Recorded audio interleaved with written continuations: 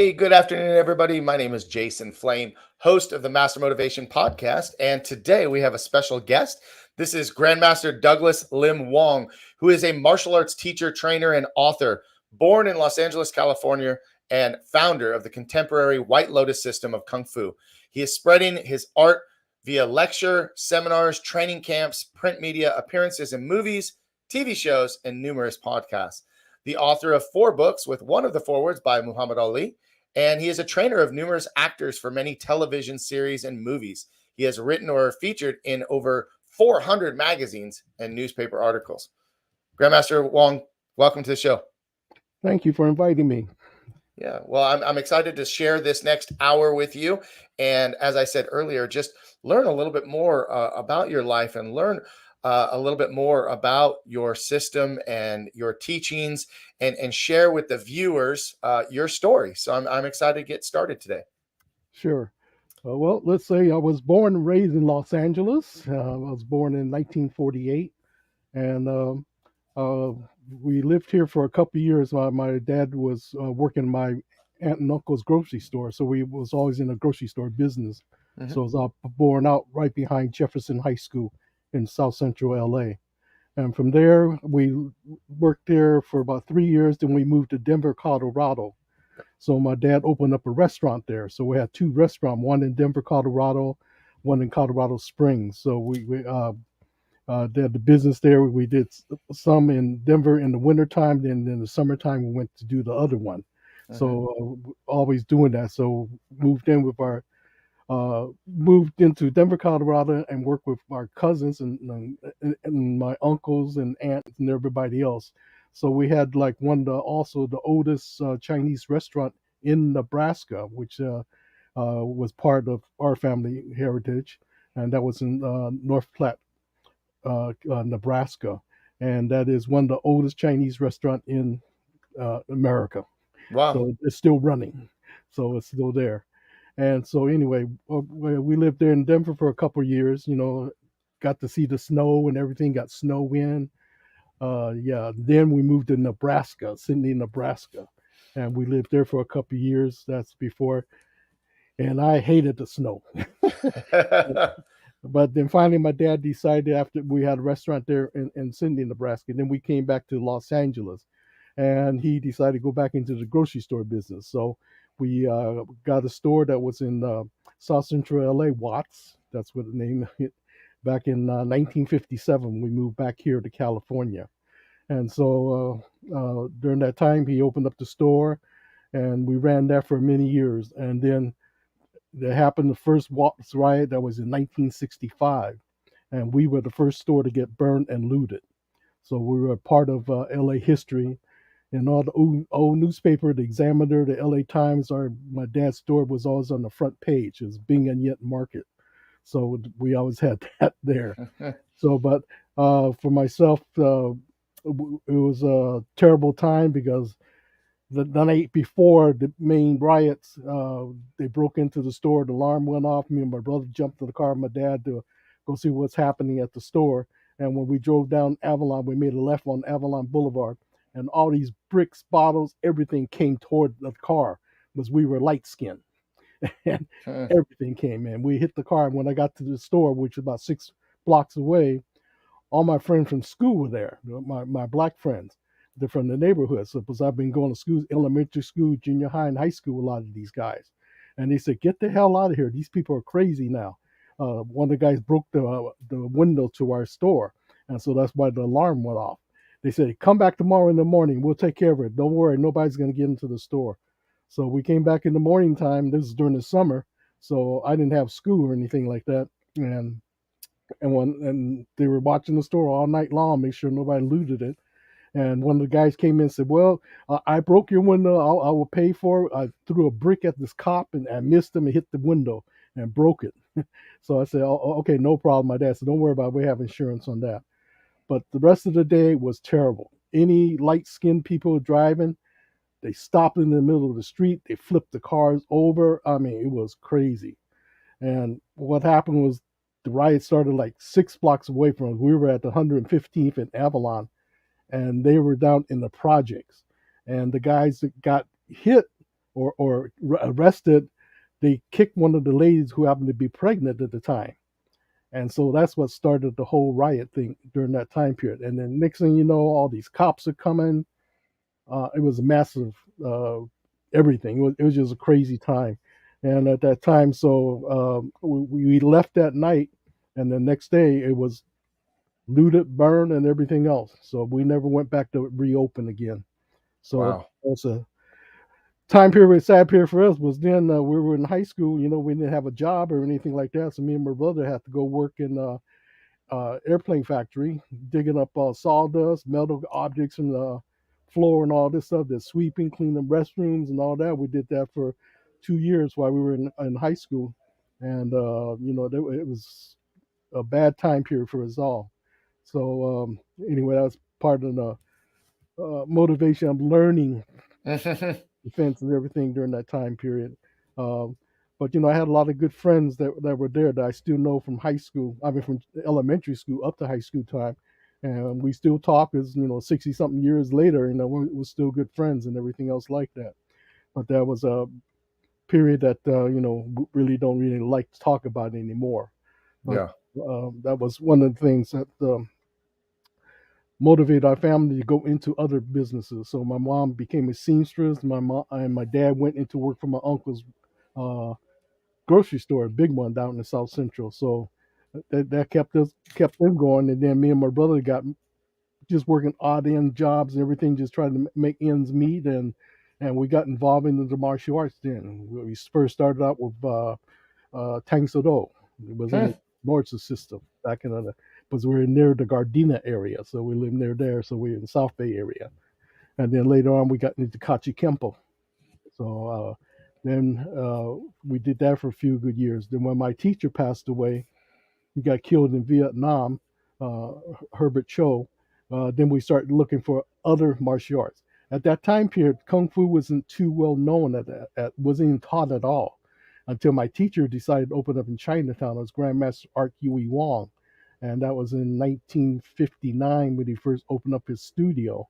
But I didn't get there until about 1964. So Hmm. that was after uh, 64, 65, right after the riots. Yeah. So before that time, we were working 7 days a week.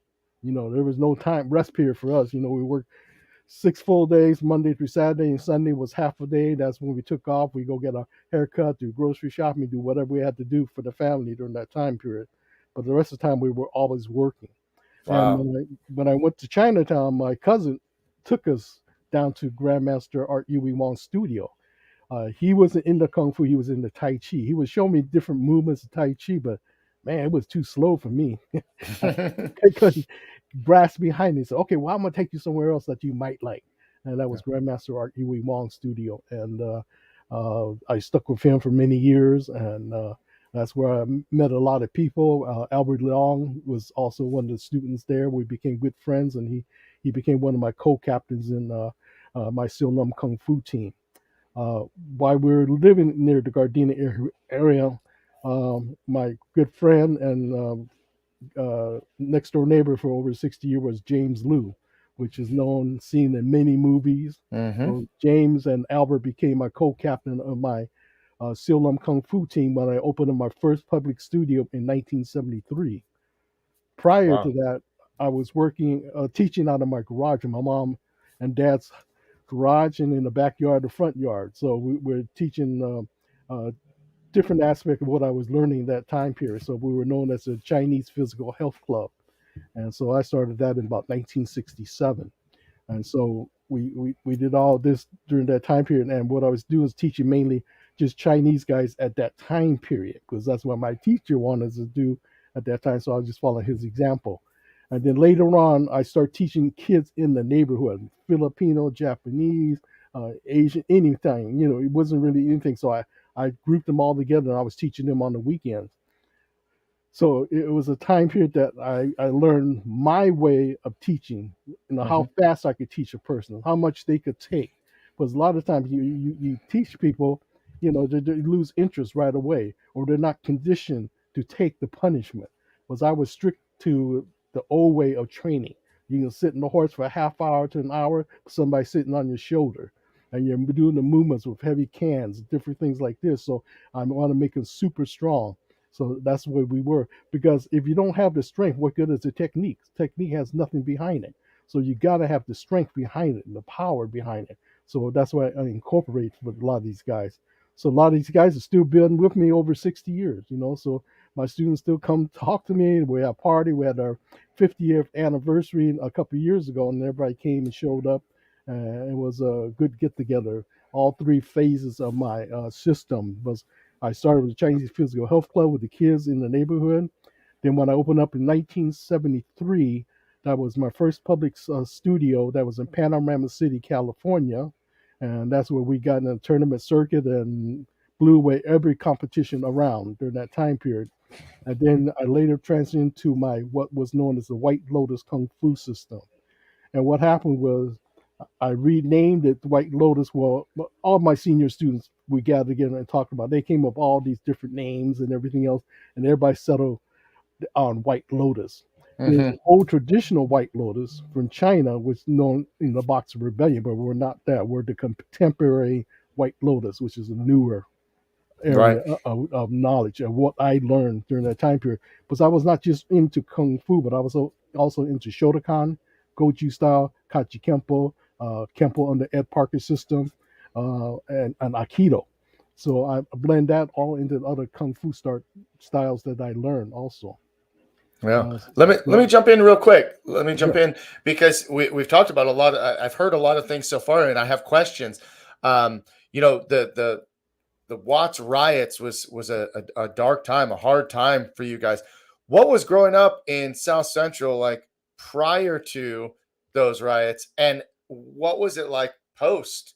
What was it like after the riots? During that time period, when we went, we had the store there. We went to a school which is about 8 blocks away from the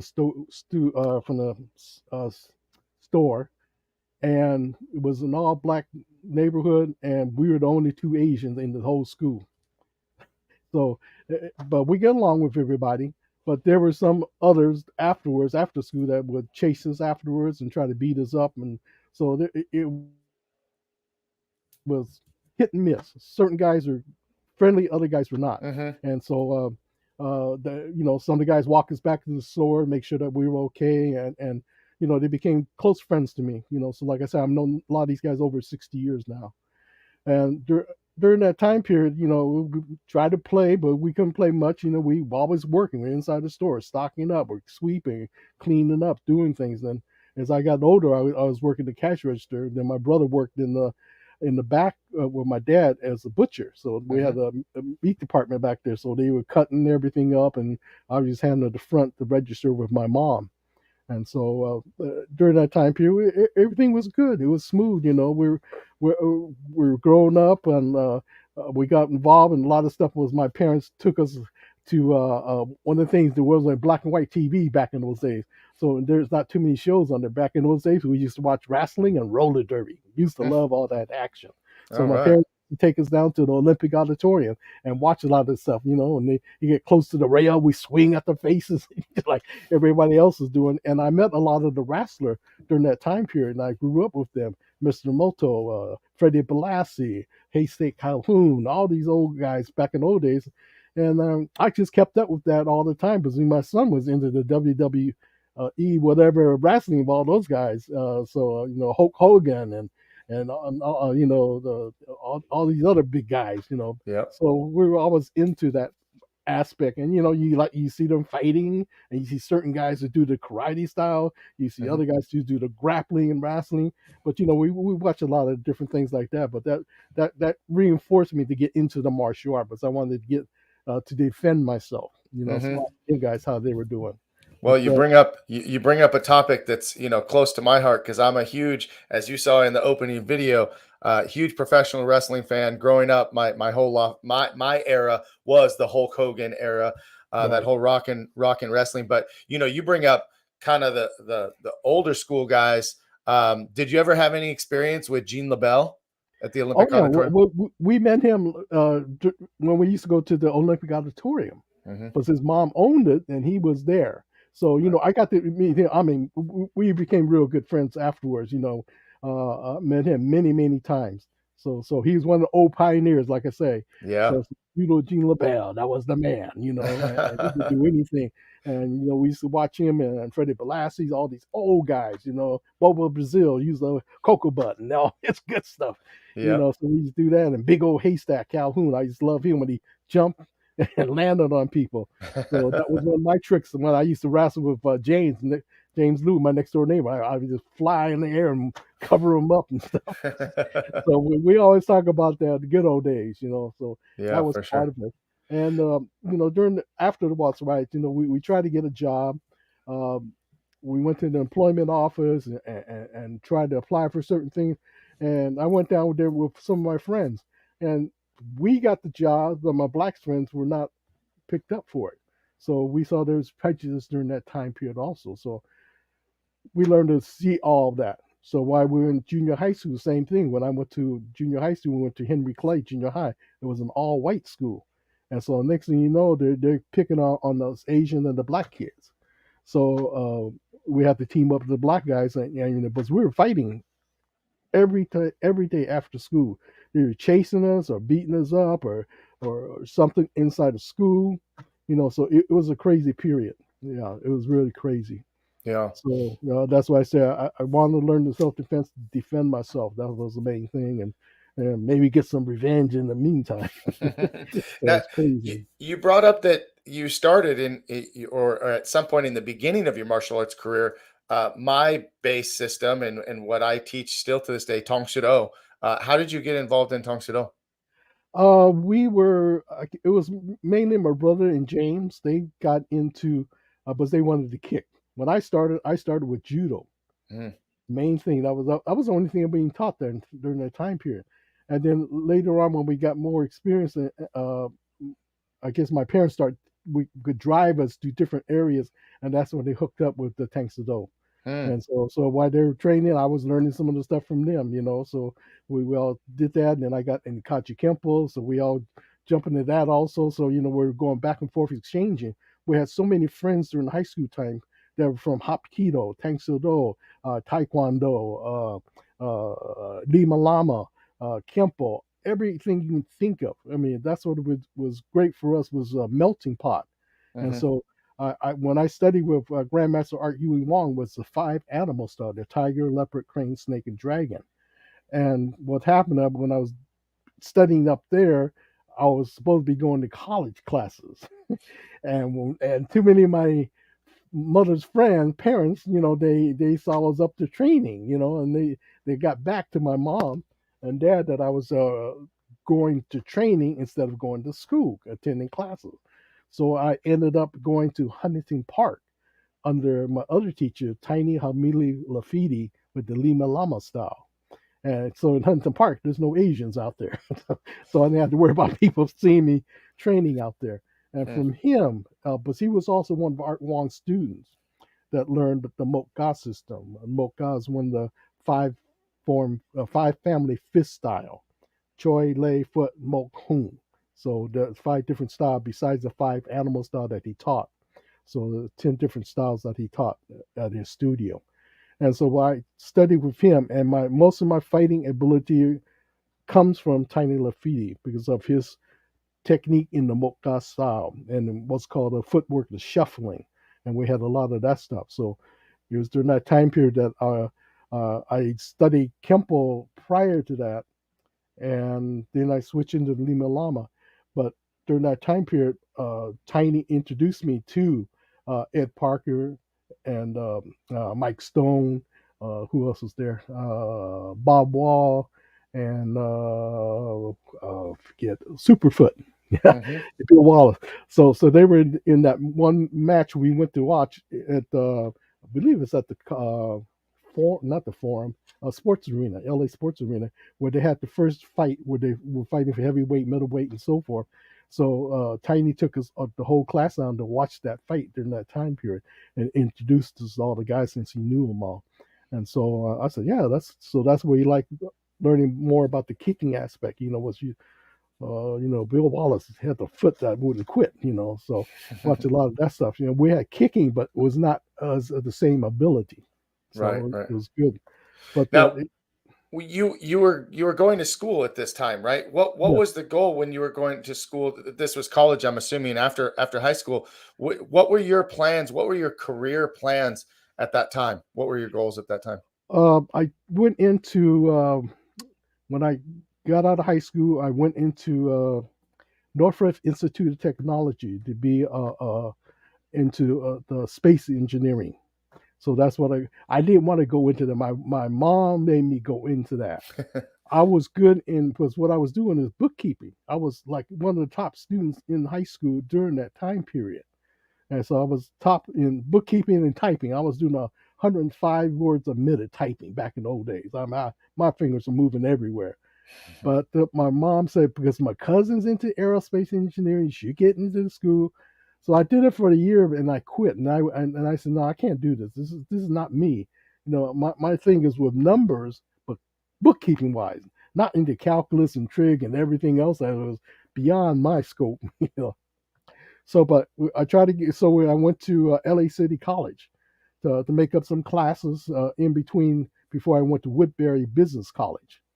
And during that time period at LA City College, that's where I met all these other guys, martial artists, and we all got together during classroom empty time period and worked on different classes and checked out the different styles. We had everybody from every other style, and we tried to see what worked. So you got these Kempo guys beating up on the karate guys, the kung fu guys beating up on this, and we got beat up and we got hit, and then you see what techniques really work. And it was a learning period during that time period. So we had guys from the BKF, Black Karate Federation, people from Bang Soo Han's black belts were coming there. We had the Lee brothers with Hu Rang Do. So we had, I met all these old guys, later the teachers, because they were the pioneers during that time period. And that was the greatest thing to do, was to learn, to see what each martial art had to offer and to see the comparison of what some of the kicks or some of the punches or some of the techniques. And it opened up my eyes in many ways to see what was going on. So it was a time period that we enjoyed. I mean, we fought and we got in a lot of trouble, broke up a couple of chalkboards doing side kicks and running into the different things, breaking up chairs. I mean, it was crazy time period, but we had fun. There was So enjoyment. so you majored in martial arts more than you did anything else. Yes. Well, what happened was I was trying to finish college, but then I got involved in the movie industry, and that stopped me completely. So I never completed school. So I went to work, start doing that type of thing like that. So in 1971, I got into the original Kung Fu pilot film. So that was shot in 1971, released in 1972. When what happened was we were working out in my dad's garage, and my dad's insurance writer came in and saw us working out in the garage. He said, "What are you guys doing?" I said, "I'm doing kung fu." He said, "Really?" I said, "I have a friend that needs help right now on the project he's working on." I said, "Okay, well, can I give me your number?" And he'll give you a call. I said, "Sure." And the next day I got a call from David Chow, the technical advisor for Kung Fu. And so that's how I got hooked up to that. So And that was your first introduction into the movies, into the film industry. yep, I wasn't going into that. It just happened. And that was before you opened your first commercial school. Yes, yes, that's before. So when they took me in, they interviewed me and they said, "Well, we have this guy that we want that needs to be trained, and and he will be the star of the TV show." But I said, "Well, in the Chinese newspaper, it said that Bruce Lee is supposed to be in." Said, "No, we're not using him. We're using this different guy. We want to see if he looks Eurasian."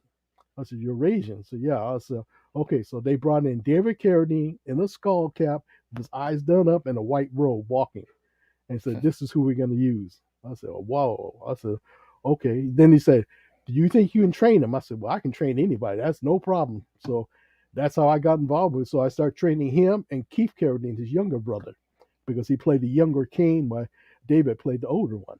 So that's how I got involved. And then my other friend Cam Yuen from the Praying Master School, Thai Master School, he was also on the set. So he later on became David Carradine's teacher because I didn't have a school during that time period, but Cam had a school already established.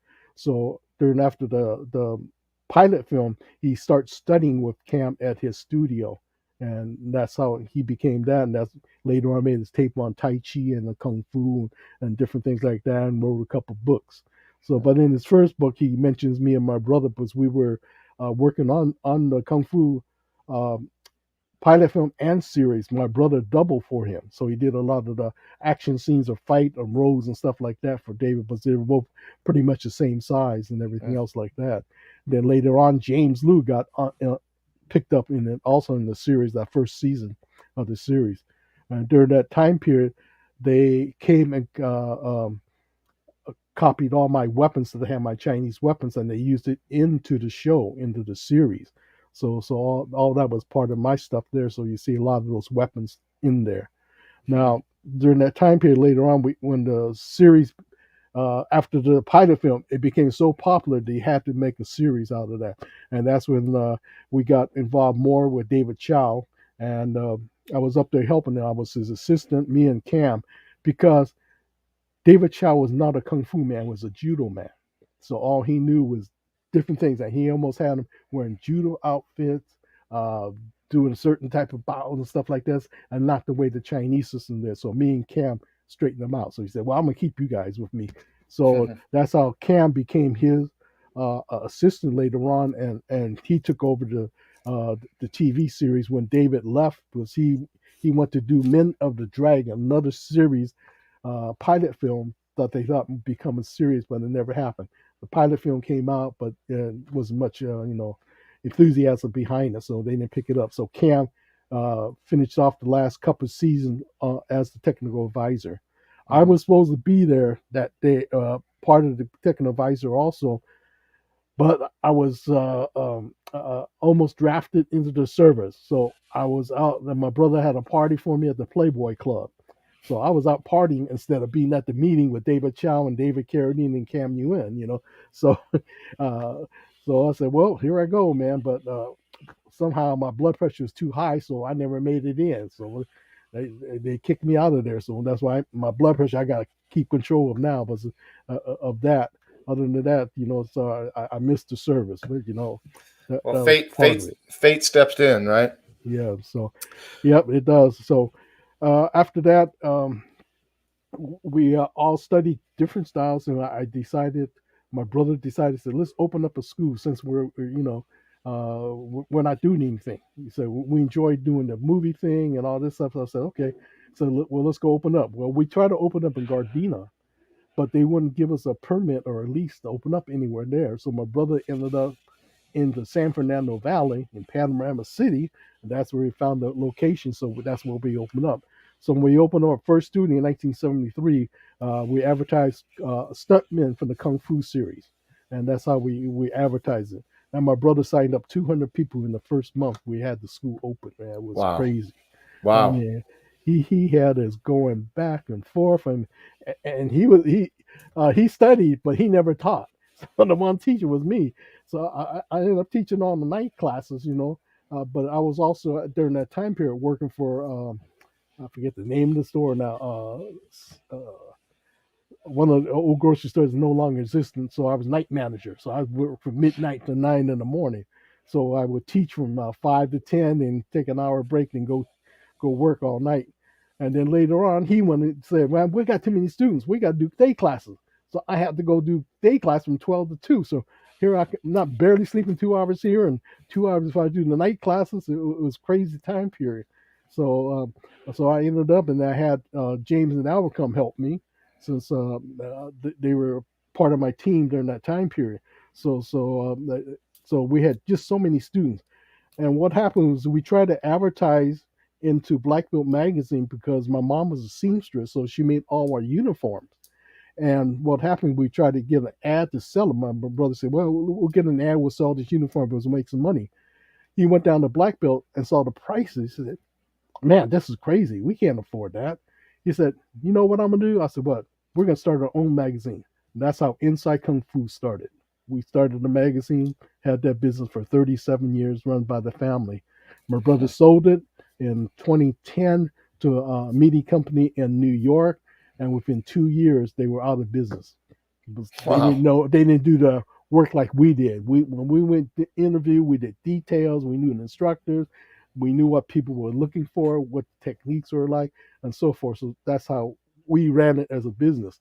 And because a lot of times during that time period, I knew a lot of the teachers. I was up and all over the United States traveling, doing tournaments, and knowing that I had instructors and different things. So I got them the first 4 or 5 years. All the interviews were done by myself and the writers. So I got them all hooked up with that. So that's how the business started. And then after a couple of years, my brother said we should start you write a book. So we started a book division. So that's how we started my book. So I started doing books. Then we did the VHS, did the CDs. We Mm-hmm. did all kind of stuff, and we had a supply company called Mansa Supplies. But before it was Black Belt Magazine was the only main one out there, and they had their own supply company also. So my brother tried to copy it in a way. So that's how we started the business. But it was a time period of growing, and so we wanted to get our name recognized for the school. So after 5 months, from January to May, I formed my team, got them ready to go tournament wise. And so starting in May 1973, that's when we hit the first tournament.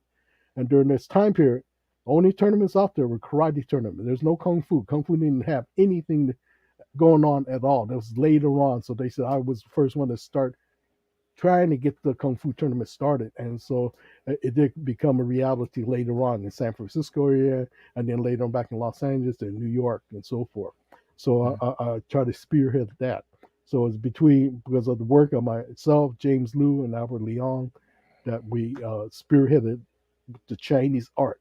But when we went out there during the karate tournament, you see a white uniform, and we're the only walking in black uniforms, and so it's completely different. Our Mm-hmm. first tournament was at my old friend Tadashi Yamashita's tournament. People didn't understand what the hell. I mean, the judges didn't understand what we were doing. The crowd, the audience, they loved what we were doing. We were spinning, flipping, doing everything else you can think of, and you know, it was a show. That's what it was, and that's how our forms looked. And so we didn't get any points. So we entered 25 different places there to compete, and we didn't get anything. And people were going crazy. They said, "Man, we love your form." Da, da, da, da, da. So the second tournament we went to, I said, "Man, that was pretty bad. We didn't get anything." So we went to a Lima Lama tournament headed by Tino Tulasega, the Grandmaster, and he got judges that knew kung fu since he was a kung fu man himself. He said you got to judge it on what they do, the movement, the footwork, and so forth. And so since that time period, we start winning everything that was known. I went from West Coast, East Coast, we compete against everybody, and we just Black Belt Magazine wrote up about us that we were doing top 10 caliber forms, not traditional form, but made for a showmanship stuff. So I was the first one to start that up. So Mm-hmm. there's a lot of stuff that I added, a lot of gymnastics movements, a lot of flipping, a lot of turning, all the stuff with wow the audience. So that's what I was doing. Well, and so I'm listening to these stories and hearing, back then in the early 70s going into the 80s. I mean, the landscape of martial arts was so unique because it was so separated into the styles, right? It was very, very specific to the styles at that time. Whereas now, if you look at the landscape of martial arts, everything is pretty well blended, quite a bit.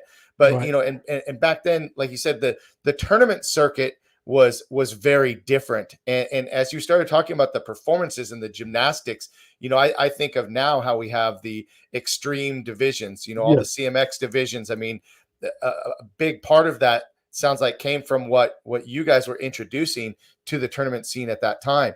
Just tell me a little bit more about the tournaments back then, or the scene of martial arts, especially, the San Fernando Valley, Southern California was kind of a real big hub for martial arts in general, for, people that were doing seminars and the competitions and teaching. I mean, my instructor was in the Chuck Norris organization at that time. He earned his black belt in 1973 with Chuck Norris, ran the Sherman Oaks karate school before he opened his school. Dennis Ichikawa is my instructor. And, I just hear all these stories, but I feel like I'm hearing another side of it that maybe I didn't know so much about. So if you can kind of tell me a little bit more about the landscape during those early years, the 70s to 80s, and the tournament scene as well. Yeah, a lot of the time during that time period, everything was mixed into one division. In other words, there's no soft style, there's no hard style. It was just one style. And so when we came onto it, the only one that subdivided later on was the International, Ed Parker's International, where the Chinese division, Japanese division, the Kempo division, so forth, and they broke it all down. But during the smaller tournament, they didn't have any of that. And so a lot of time when we went to those smaller tournaments, like I said, they didn't understand what we were doing. We were just completely a freak show to them, to the instructors. They say they never seen it, they don't know it, they didn't know our techniques. So when we start educating, that's when I start giving seminars and different things to explain to them what we were doing, why we were doing it, and for what purpose, and so forth. So we trained many thousands of students who went to different schools.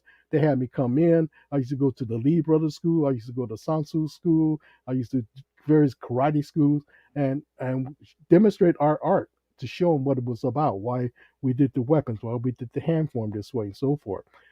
Also, during that time period, I also had guys fighting. We were the first school allowed to wear shoes during tournament fighting.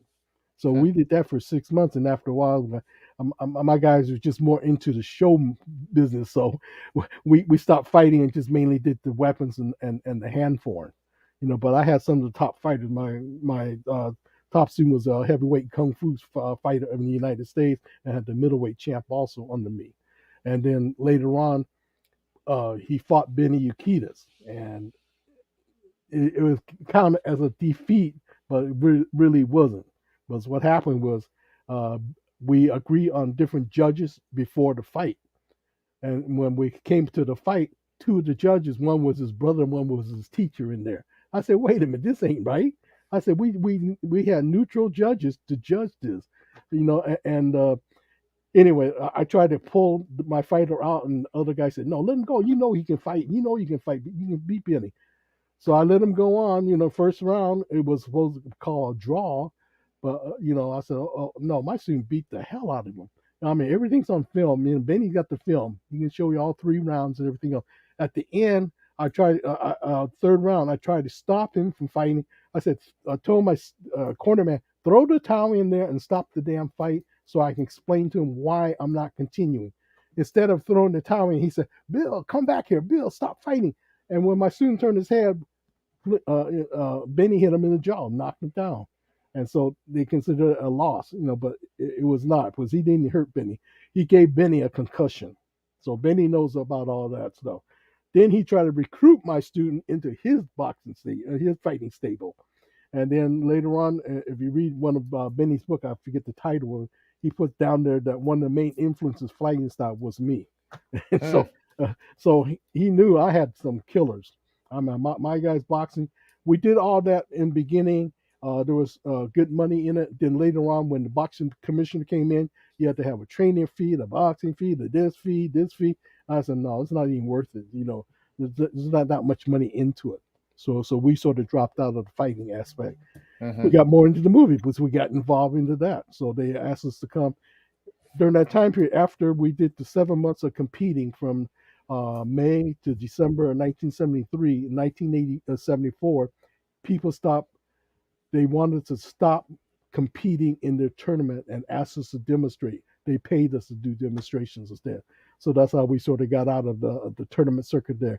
I had a few people still competing, but our main guys, like James and Albert, we got recognized at the Beverly Hill tournament where Mia Farkas had all the different producers, directors, and movie people to come down, and they loved what we did, so we got hooked up into that. So that's how we got really heavy into the movie business.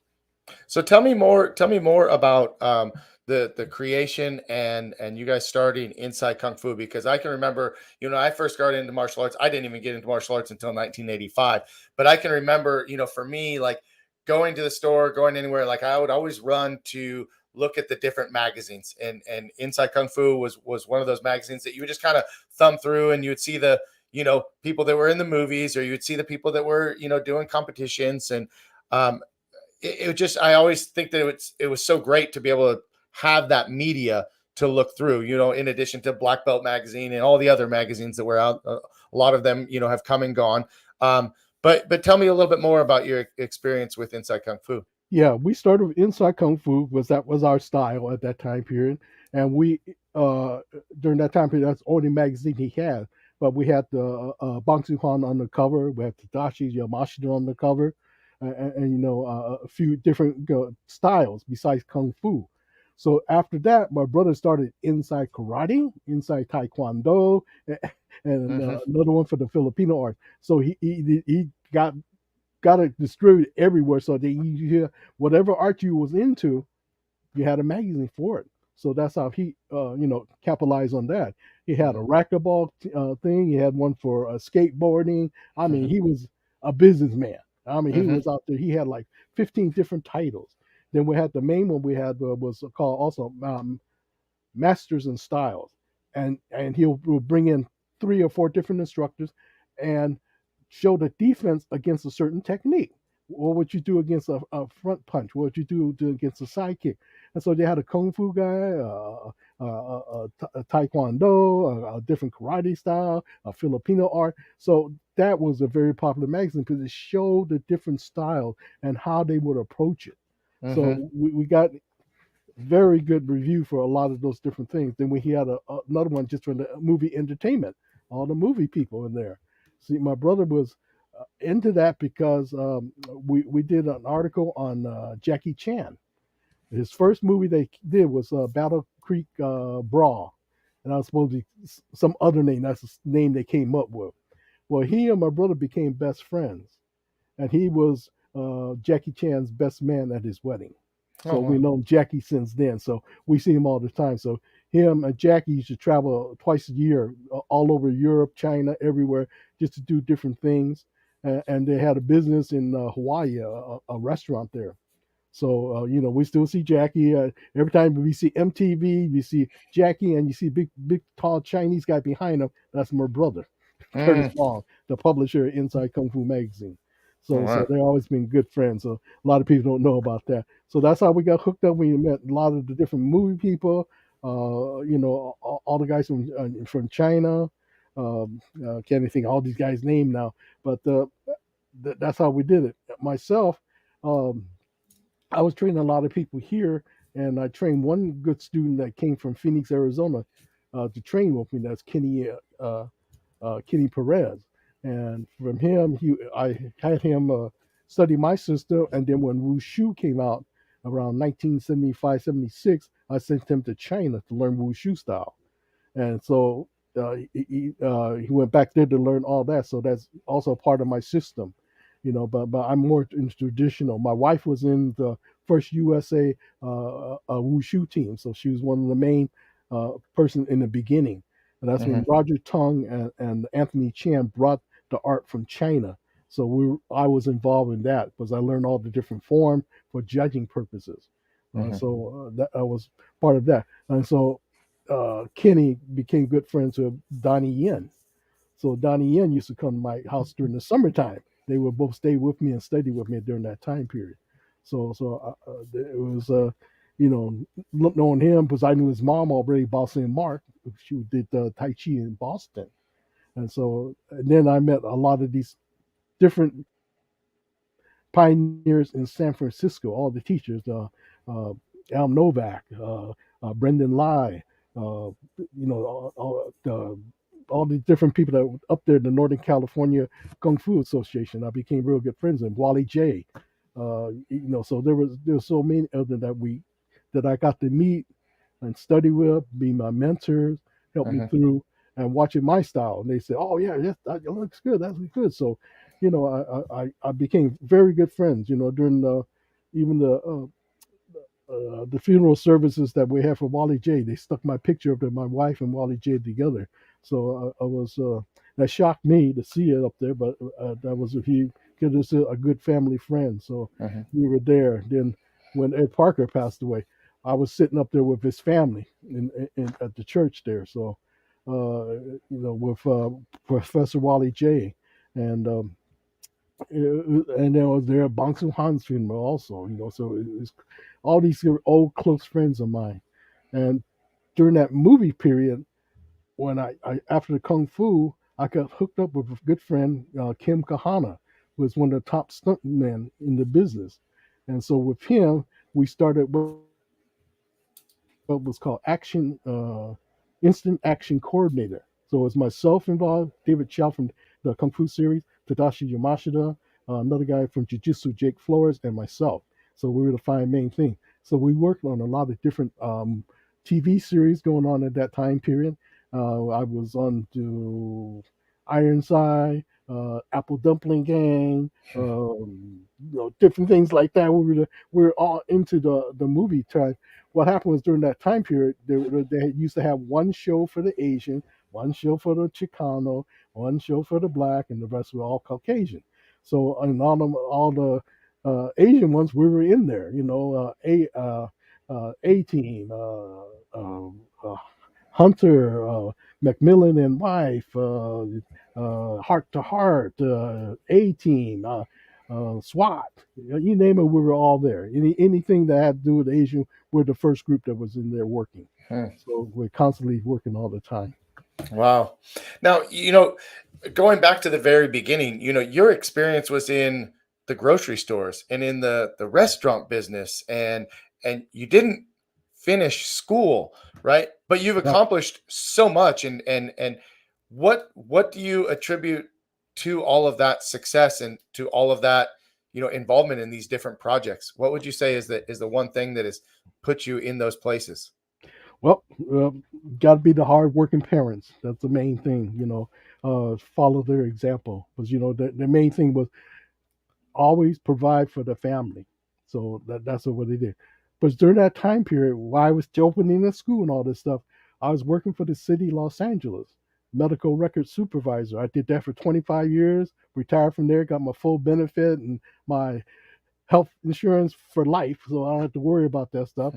Then that was under the city or government program. So that didn't go into Social Security. So after I finished that, I went 10 years with Bank of America and Countrywide to add to my Social Security. So I was always working besides teaching. Hmm. So there's always working. So 7 days a week, I was doing something. Two, three jobs. It didn't matter. Provided for my family. Saw my kids every day. Trained them. So the main thing is, I was family oriented. That's the way my mom and dad, because they were both 12th kid of their family, the youngest. So my dad come from family of 12. My mom came from family of 12. They hooked up together. My parents, they lived. My grandparents, my uh, granddad lived to 100, no, 99, and my grandma lived to 102. And my dad passed away at 94, and my mom's still alive. She's 96. So there's sort of longevity in our life. So we have to cover the whole thing. So I still try to take care of my mom now. She's living near Chinatown. But during that time period, when we decided to raise my family, we started training our kids young. I mean, young. My son, we didn't know since he was the first one. We started training him at 6 months old before he could walk. My oldest daughter, I started training her at 3 months old. My youngest daughter, I started training her at 2 months old. They were all coordinated, focused in school, straight A's all the way up to high school level. Um, they just continue on, And then I kept my son involved with me when I was teaching all the different actors, because I worked with 4 different TV series uh, during the 90s. That was Hercules, Xena, Cleopatra 2525, and Young Hercules. And so all these were big star guys that I work with. David Sobo, Lucy Lawless, Ryan Gosling, different people like that. And I worked on Bruce Lee. Let's see, what was that? Dragon, the Bruce Lee Hmm. story. Hmm. I started with that one first. And so from there, they referred me to the Hercules series, and that's how I got started with them. So I was working on 4 different TV series at one time. So I was going back and forth training them and their special guests. So they filmed everything in New Zealand, but all the training was done here at my studio in Northridge.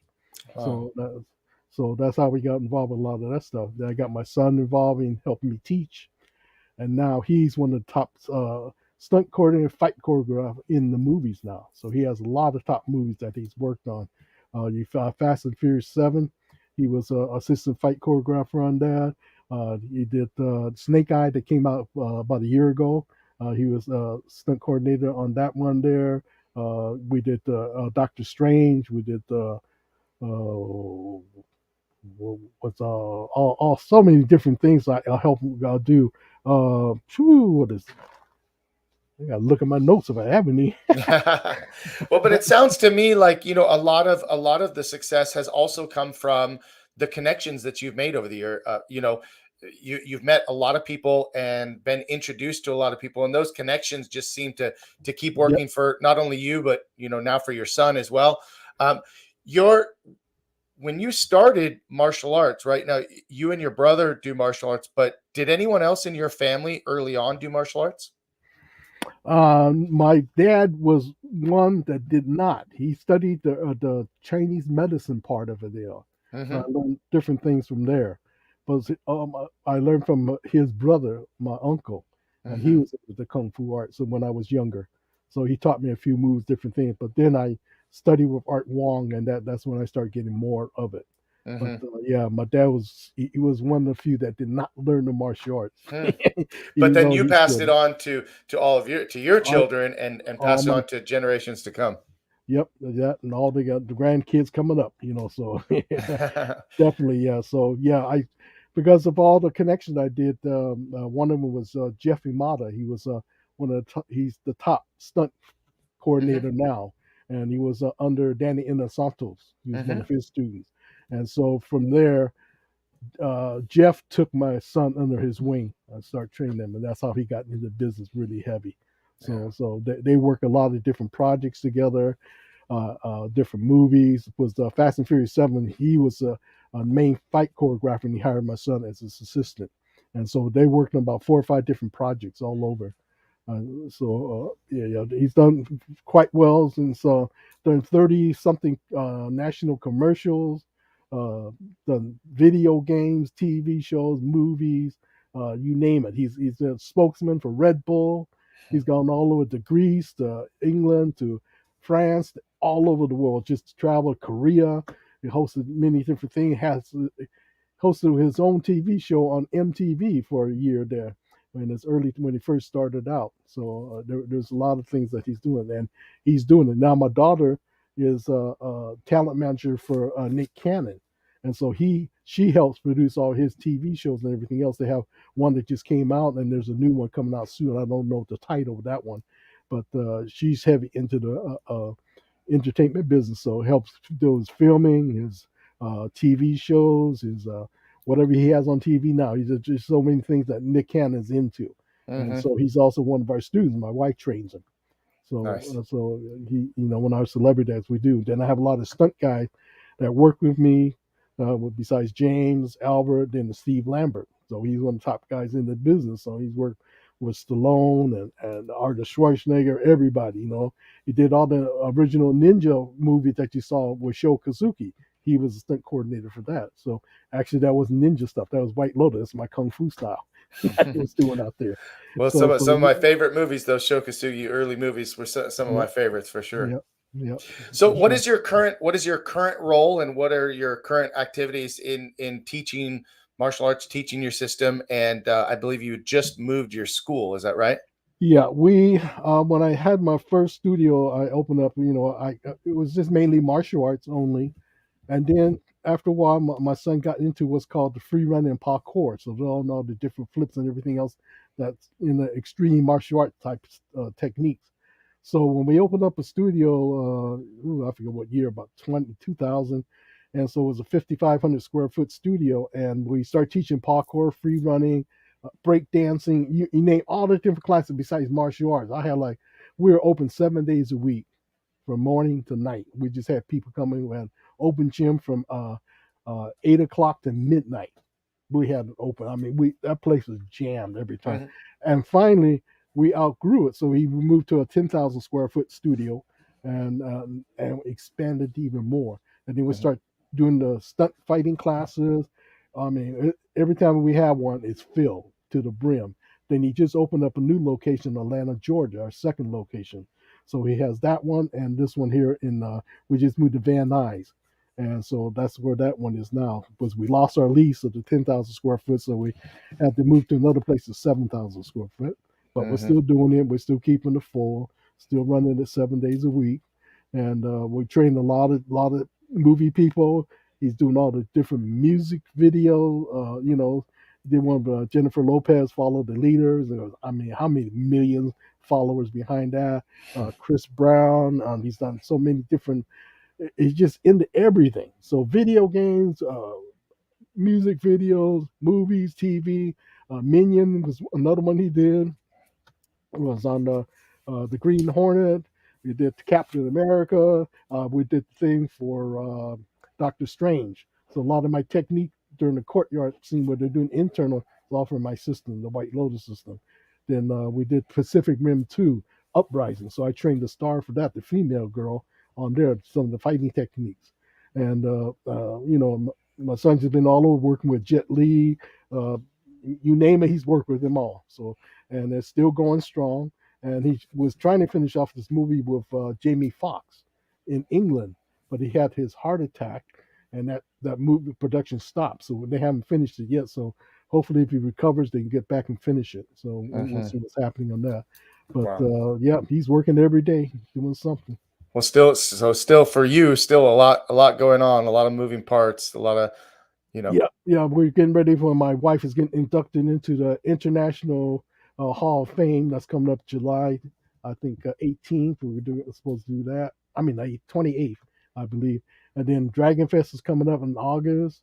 And then I'm supposed to go to Arizona and accept a lifetime award for martial art movies and stuff like that. So that's coming up in October.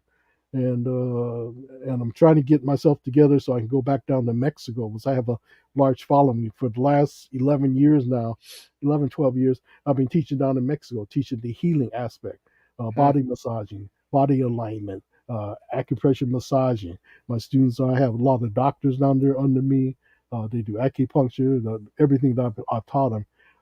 So there's many things going on. So I've been going from here, Tijuana, all the way down to Guadalajara, Puerto Vallarta, Mexicali. I've been all over. So take my translator with me, and we just do our stuff. I teach in the kung fu part, and I teach the healing aspect of it also. So that's all part of it. So hopefully I get back to that again soon.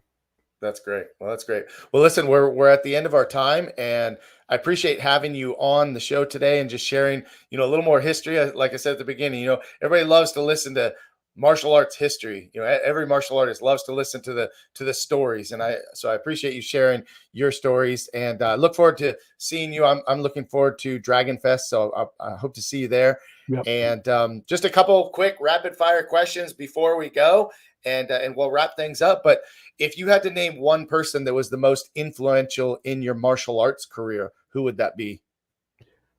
Wow. One person. There's Or two or really, three? yeah, there might be. I have to go into my Chinese healing teachers, Shirke Lu and Grandmaster Do Wei. That taught me the fighting aspect. Any person that you hurt, you must be able to heal. So I always took that as a. Was during high school time, we were the school doctors through my girls' basketball team, track, swimming, all that stuff. We were on the sideline helping, so we were like the medical doctors for them. Hmm. So I respect that more because they've got to learn the healing. Breaking a bone is one thing, but can you reset it? Can you put them back together again?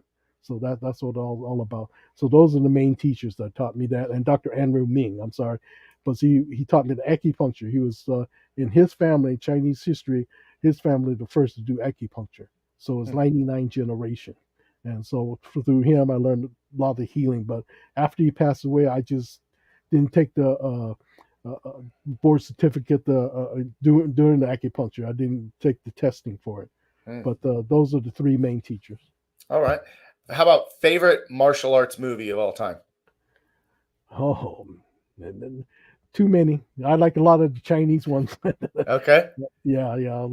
Probably Ip Man, one of Donnie Yen, the four that they did so far. But a lot of that, and a lot of the old style, the 36 Chambers and stuff like that, the old ones, so the Shaw Brothers. All right. I'm going to steal this question from a friend of mine, someone that actually interviewed me recently on the Everyday Martial Artist, Brian. Who would be on your Mount Rushmore of martial artists? Well, one of them would probably be Professor Wally J, for sure. My other teacher, Tiny Hamila Fidi, was he taught in the Lima Lama, the Mocha. My teacher, Art Y. Wong, taught different styles. He was good. Uh, Gee. And I had to guess put Sherlu and Do Wei on there with and Dr. Anne Ming. Yeah, those are the main teachers that helped me unify my style. Excellent. Excellent. Cool. Well, thank you for answering those questions and sharing that with me. Hang out for just a minute after this video, Sure, and no would love problem. to chat for just a minute longer. But I want to thank everybody for watching. And real quick, Dana Abbott just jumped on here at the end. Hello, Dana. Good to see you and hear from you. Hope you're doing well. For everybody else that has been watching today or will watch this later, would love to hear your comments, would love to hear your feedback, would love to hear anything about the video, as well as please go to Master Motivation Podcast on YouTube and subscribe to the podcast. I look forward to the next interview, and thank you again to Douglas Lim for being a guest today. All right.